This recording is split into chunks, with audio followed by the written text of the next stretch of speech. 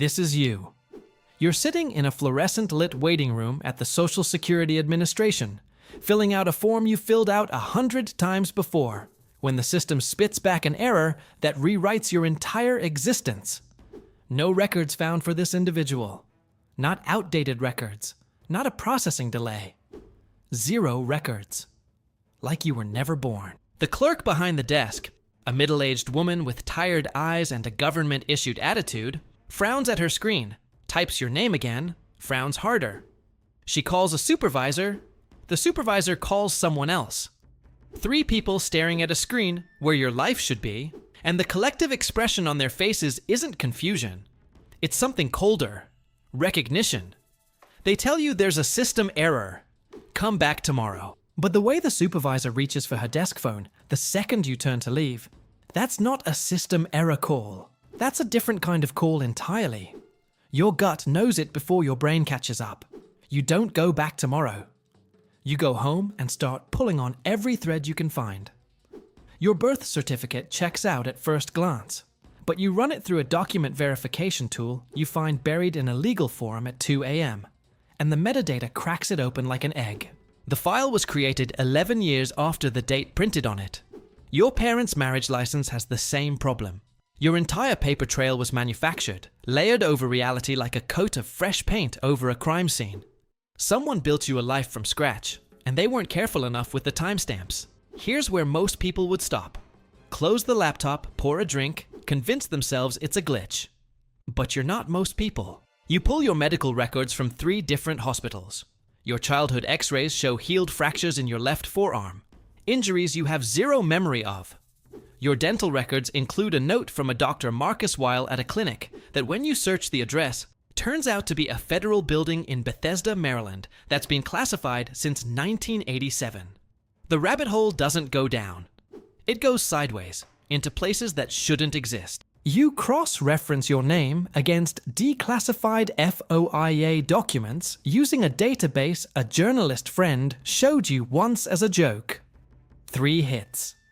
Your name buried in footnotes of a program called Cardinal Echo, a behavioral longitudinal study authorized under a Cold War-era executive order that was supposedly discontinued in 1991.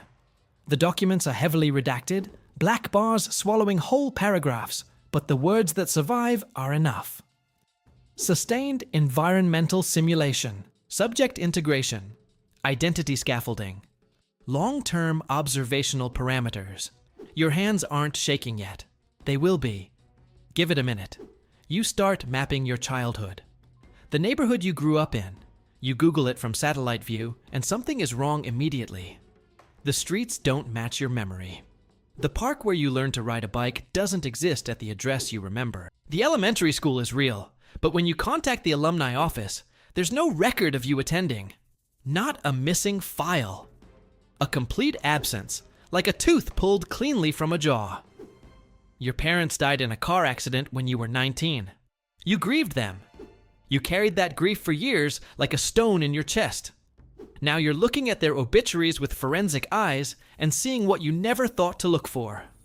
No surviving family mentioned. No hometown. No employer listed for your father, despite the fact that you spent your entire childhood believing he worked for a consulting firm. The obituaries read like placeholders, like someone was in a hurry and filled in just enough. Boom. The stone in your chest turns into something else entirely. You call your oldest friend, someone you've known since college, who you'd trust with your life, and ask him point blank what he remembers about meeting you. He hesitates. It's a half-second pause, barely anything, but you've known this man for 15 years, and you've never heard him hesitate before answering a simple question. He gives you an answer that sounds rehearsed in a way that genuine memories never do. Too clean. No wrong details, no contradictions. None of the noise that real recollection always carries. You hang up. Your oldest friend in the world just failed the test you didn't tell him he was taking. That's when the car appears outside your apartment.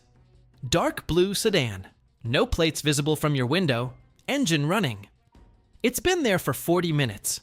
In this city, nobody idles for 40 minutes unless they're waiting for something specific. You're the specific thing. You grab your laptop, your passport, which you now have serious questions about, and the USB drive where you've been dumping everything you found. You go out the back, through the alley, into the subway. You ride for 6 stops before switching lines twice, a counter-surveillance pattern you learned from a spy novel you read at 16 and never forgot because your brain has always catalogued information like a filing cabinet that never gets full. You wonder, for the first time, whether that trait was natural or engineered. The safe move is to disappear quietly. Find a corner of the country where nobody's looking and rebuild from scratch.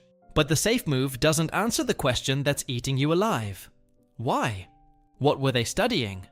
What did 19 years of your manufactured life produce for them that was worth the architecture of this operation? You have one card to play. One of the Cardinal Echo documents mentioned a program director, a name that survived the redaction because it appeared in a passage about congressional testimony rather than operational detail.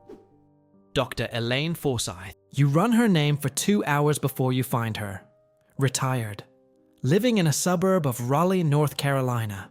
73 years old. Teaches watercolor classes at a community center on Thursdays. She built you. Or at least, she supervised the people who did. You buy a bus ticket with cash. You have maybe 12 hours before whoever was sitting in that sedan figures out you didn't come home. 12 hours to get to a 73-year-old woman and ask her a question that has no good answer. What am I? The bus pulls out of the station as your phone, the compromised one, the one you should have left behind, lights up with a message from a number you don't recognize. No text, just a photograph. It's you. Taken from above maybe an hour ago, walking through the alley behind your apartment. And below the photograph, 3 words that confirm everything and answer nothing. We've been watching. You pocket the phone. Stare out the window at the city dissolving into highway darkness. Somewhere behind you, they know you're running. Somewhere ahead of you, a woman who knows your real origin is painting watercolors in North Carolina like she has nothing to hide. And somewhere in the back of your mind, behind every memory you're no longer sure is yours, a colder thought surfaces and won't let go. If they built your entire life to study something specific about you, that means they found it. The study is finished. And experiments that are finished don't need their subjects anymore. The bus accelerates. The city disappears. You've got one name, 12 hours, and a version of yourself you haven't met yet. Game on.